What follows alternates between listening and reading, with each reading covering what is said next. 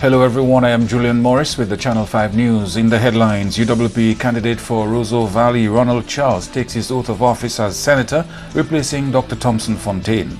Legislative amendments passed in Parliament to keep Dominica in good standing with the global financial community, and the Mayor of Roseau appeals to Carnival patrons for a clean and green Mass Dominic 2019. The details coming up. Imagine you have Hollywood at your command. Introducing Flow Evil. Red cheese, gold rings, all black, everything creeping through the night. Anywhere you are. Big girls don't scream hard like Halloween, make me feel alive.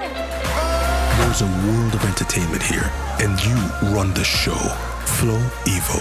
UWP candidate for the Roseau Valley, Attorney Ronald Charles took his oath of office as a new UWP Senator on Monday. Charles replaces Dr. Thompson Fontaine, who vacated his seat as Senator after he missed 3 consecutive sittings of the House without the explicit permission of the Speaker of the House.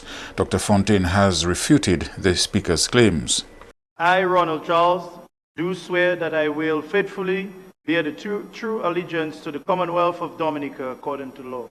So help me God.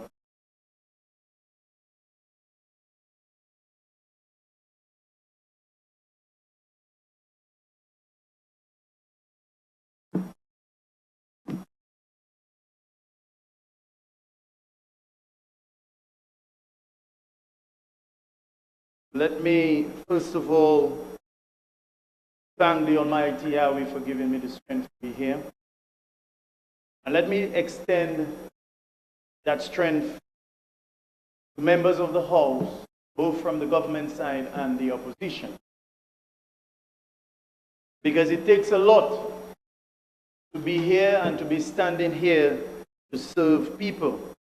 I continue to do so in my capacity. I want to personally thank the Leader of the Opposition, Honorable Lennox Linton, for giving me that opportunity to serve at the highest level. My colleague from the Roseau Valley, or member from the Roseau Valley, and the parliamentary representative alongside the senator, it's a good reflection that from the highest level on both sides can be serving the people of the Roseau Valley. To me, that is good news. Madam Speaker, again, let me thank the constituents of the Roseau Valley.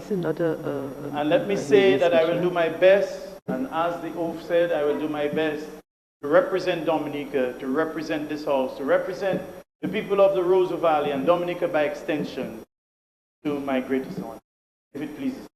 Speaker Alex Boyd Knights invited members from both sides of the House to congratulate the new member. I am certain that this gentleman is going to serve his people and country with distinction. And like my former colleague said, he's just preparing himself for a long stint in the Parliament of the Commonwealth of Dominica. Congratulations again, Mr. Ronald Charles. We are happy to welcome the Honorable Ronald Charles to Parliament of Dominica. He is an attorney by profession, a very outstanding community activist. And we are confident that he will do justice to the representational, the legislation, and the oversight responsibilities that we are called to this chamber, this honorable house, to perform. I only want to remind him that he must remain faithful at all times to the oath that he just took. And that oath simply says that he will bear true allegiance to the Commonwealth of Dominica according to law. True allegiance to the Commonwealth of Dominica according to law. So, Senator Charles, welcome, thank you very much. Madam Speaker, in his representational responsibilities, I hear there's a calypso going around the place now, talking about issues with rats in the city, rats in the valley, and so on. Ronald Charles will pay attention to all of that. He'll ensure that no rats are eating anybody's cheese anywhere. He will do that as well because, as I said, he's an excellent, outstanding community activist. Madam Speaker, when I'm on my feet, just quickly, I wanted to, quickly, Madam Speaker, I wanted to offer our sincerest condolences to the family of Arden Shillingford, outstanding, long-serving public officer in the Commonwealth of Dominica, who started out in the public service way back in the 1950s, 1957, I think it was. He was at the tender age of 21 at the time, and served with distinction in the public service. Ended up working with the Eastern Caribbean Commission from 65 in London, and from there occupied some, yes, Madam Speaker, some very important ambassadorial responsibilities. He was our High Commissioner to the UK, and he was diplomatic envoy to a number of other European countries. He served his country well. May his soul rest in peace. Our condolences. Thank you, Madam Speaker. I too would like to add my welcome to you as the newest member of the House. I recognize the fact that you're an attorney at law, and I'm really hoping that you can contribute to the understanding of the rules of the House and passing on this knowledge to your fellow members on your side of the House. Having said that, I trust that you will observe the rules yourself. Thank you. The Speaker of the House of Assembly has sought to clear up issues arising from Dr. Thompson Fontaine vacating his seat as Senator. Mrs. Knight made reference to the two-part rule which covers the issue of members of Parliament requesting permission to be absent from the sitting of the House of Assembly, Standing Order 15.1 and 2. Standing Order 15.1 says, any member who is unable to attend a meeting of the House to which he has been summoned shall acquaint the clerk as early as possible of his inability to attend. So that is requirement number 1. Notifying the clerk of your inability to attend.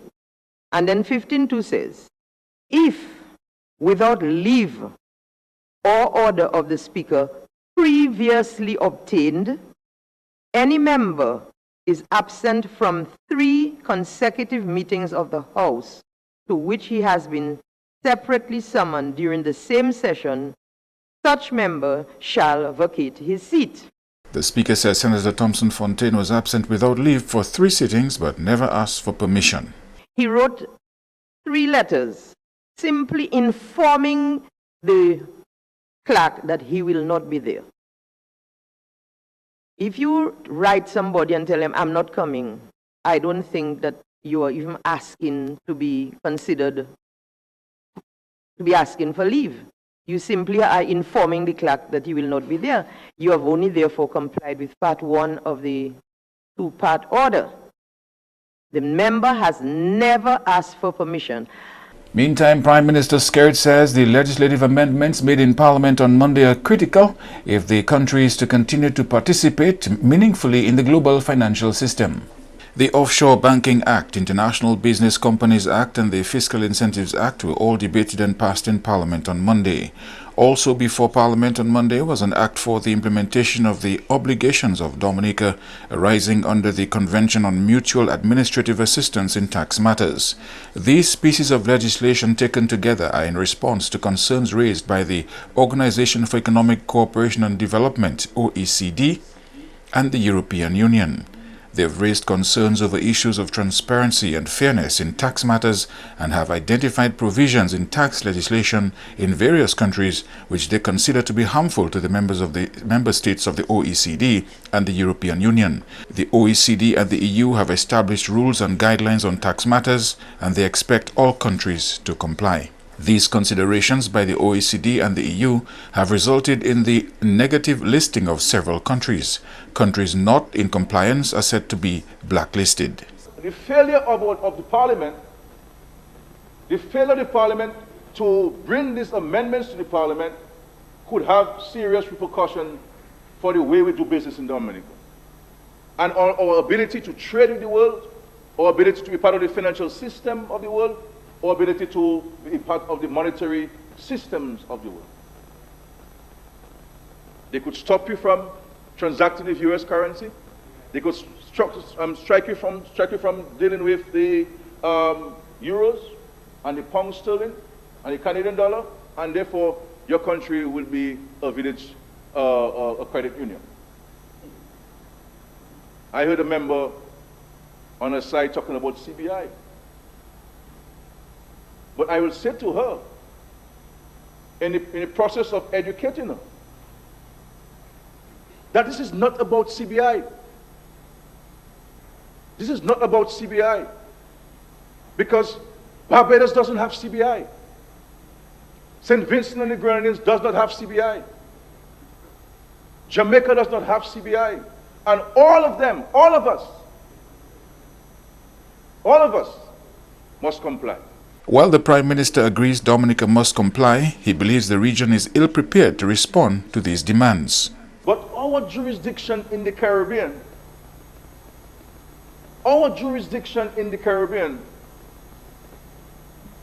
is more highly regulated than most of those jurisdictions that are imposing these things on us.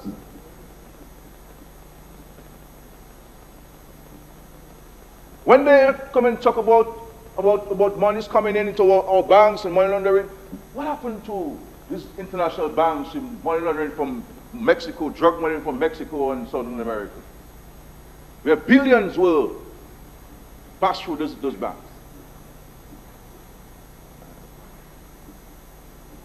As I said, Madam Speaker, I am not here to impose my philosophical and ideological position on the Parliament.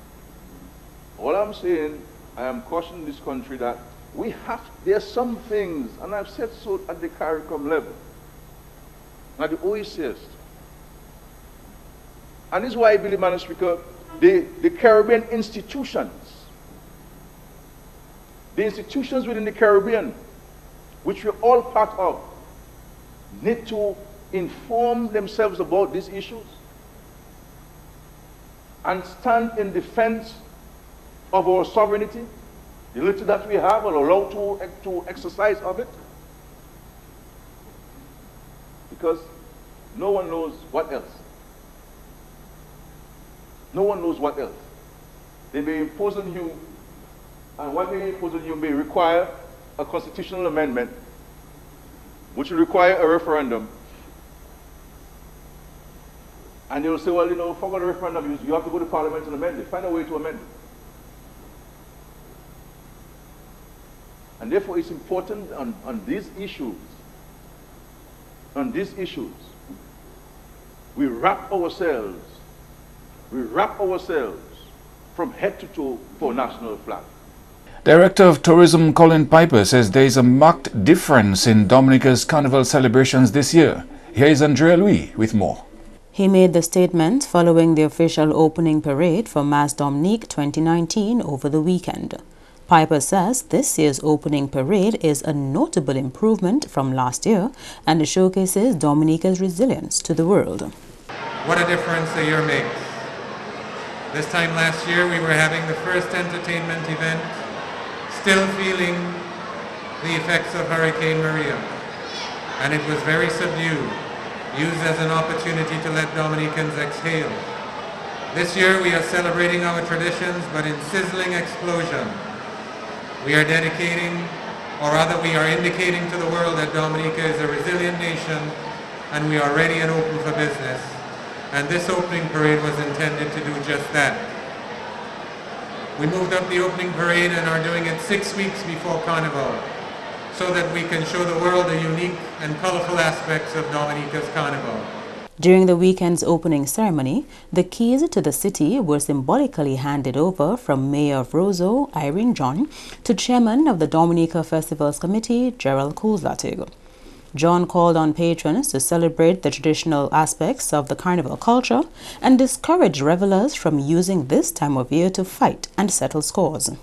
Mas Dominique 2019 will be filled with energy, enthusiasm, excitement, passion. So let us revel and enjoy all of the Carnival celebrations in a spirit of togetherness and concern for each other. Let us not make this Carnival a time for taking revenge, a time for violence, and a time for giving back or hitting back. Let us understand that Carnival is our festival. Let us play it clean. Let us keep it clean. Let us take care of each other. Let us be each other's keeper. And I wish that each and every one of you go out in large numbers and enjoy yourselves and to participate in whatever the Carnival has to offer for us. Mass Dominique 2019 is being celebrated under the theme A Sizzling Explosion. And a stern warning has been issued to Carnival patrons to keep the city clean and green. Minister for the Environment and Urban Renewal, who is also Member of Parliament for Roseau Central constituency, Joseph Isaac, took the opportunity at Saturday's Carnival opening ceremony to remind the public of government's ban on the use of some non-biodegradable food packaging material. Isaac also implored the public to ensure they keep the environment clean following the numerous activities on the Carnival calendar. I would like to also tell you, as the Minister of Environment, while you celebrate, I can't again stress that we must always keep our environment clean. We have recently passed an ordinance and a cabinet decision in which we have banned certain non-biodegradable plastic. We are asking people to remain conscious of that.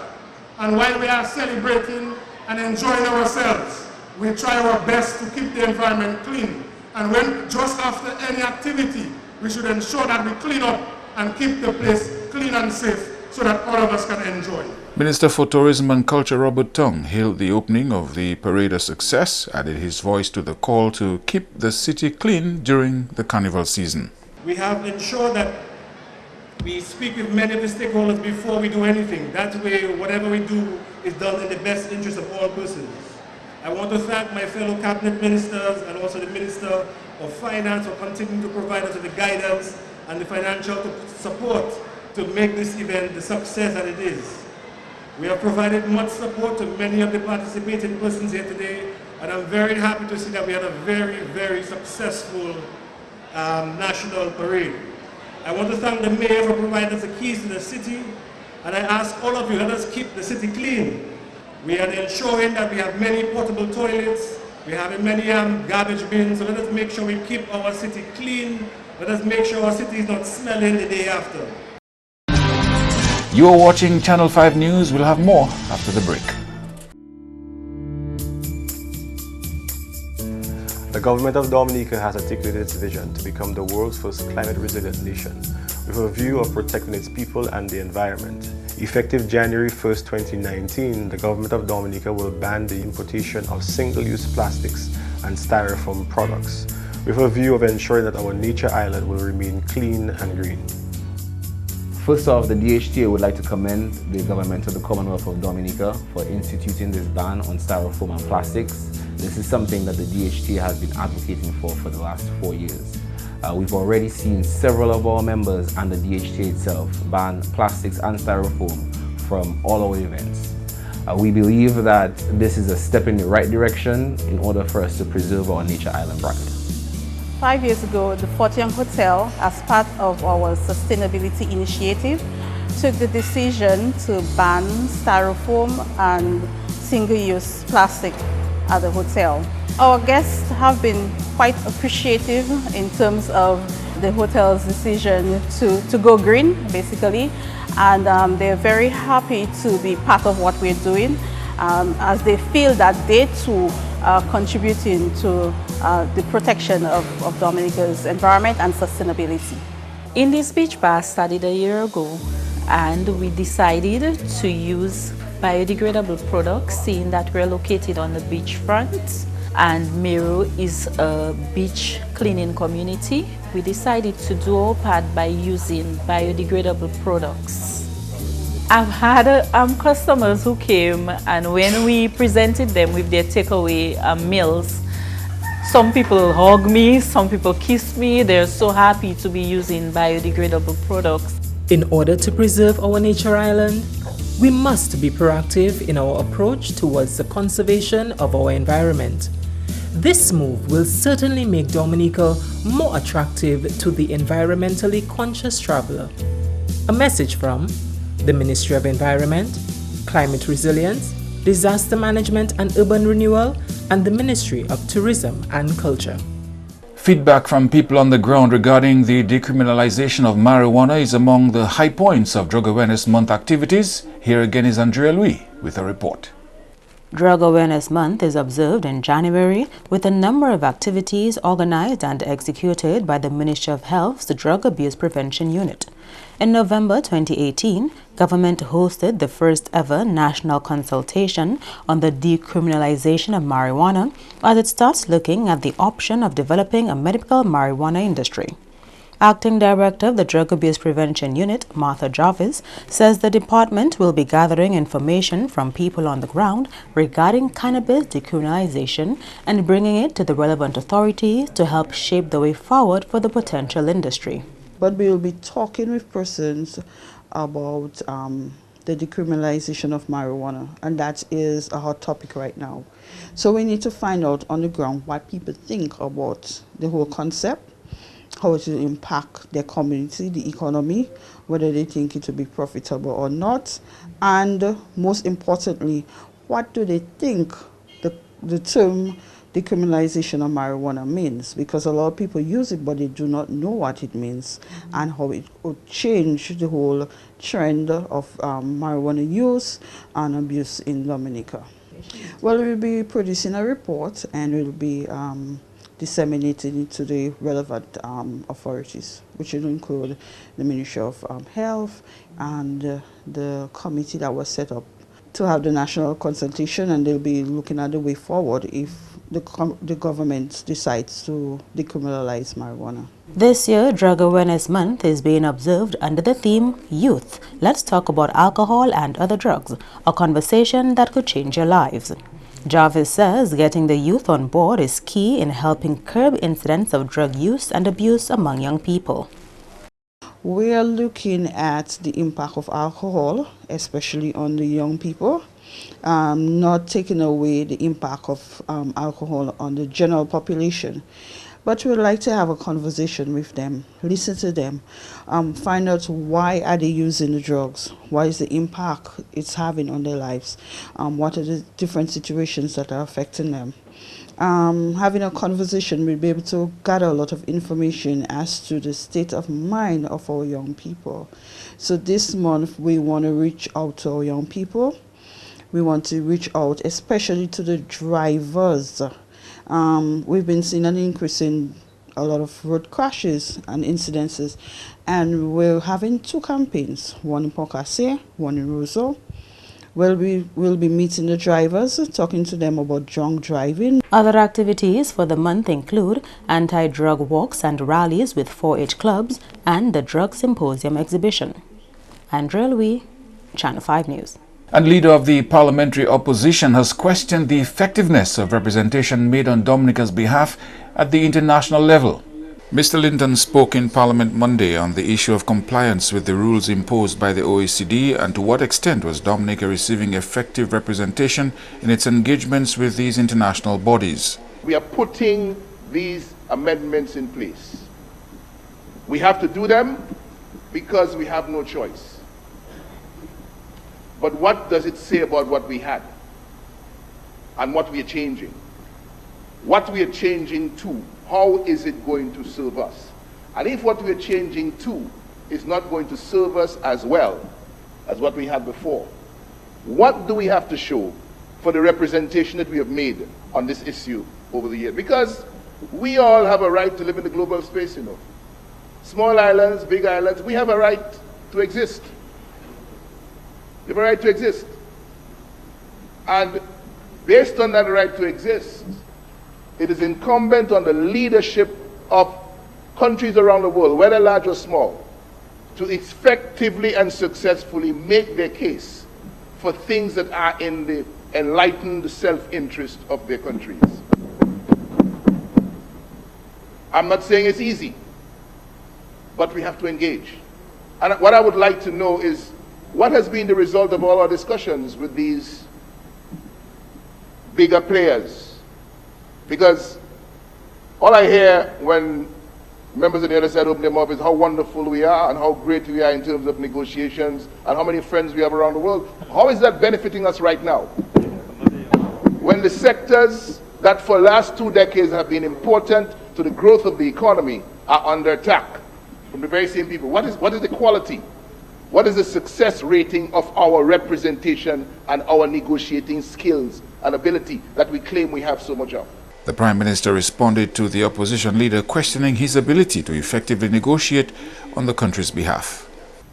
I can say to the country that very early in recognizing the demand by the CFATF and other jurisdictions in respect to the international financial sector, we have ensured that we have never relied too heavily on this sector.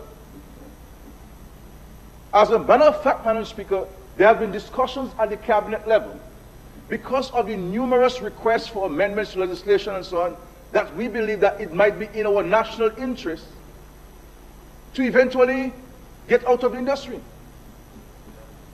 Because the sheer cost of overseeing the demands by the international community, it might be in our interest to move away from this. And this is why, Madam Speaker, we are investing in 5-star hotels so that we can bring sustainable jobs here.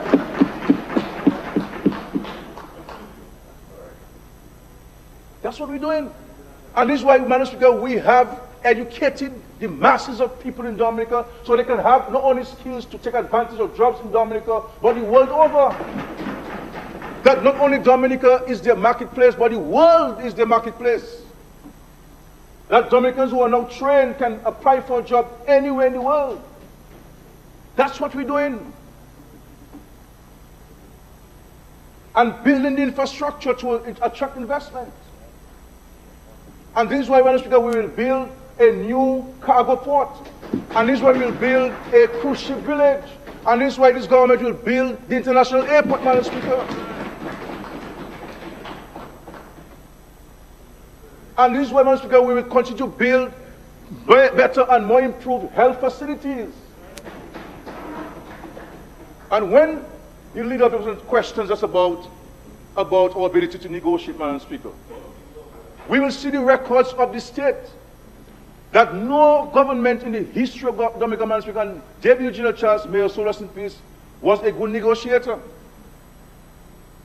But no government in the history of Dominica has been able to raise more grant funding than this Labour Party administration.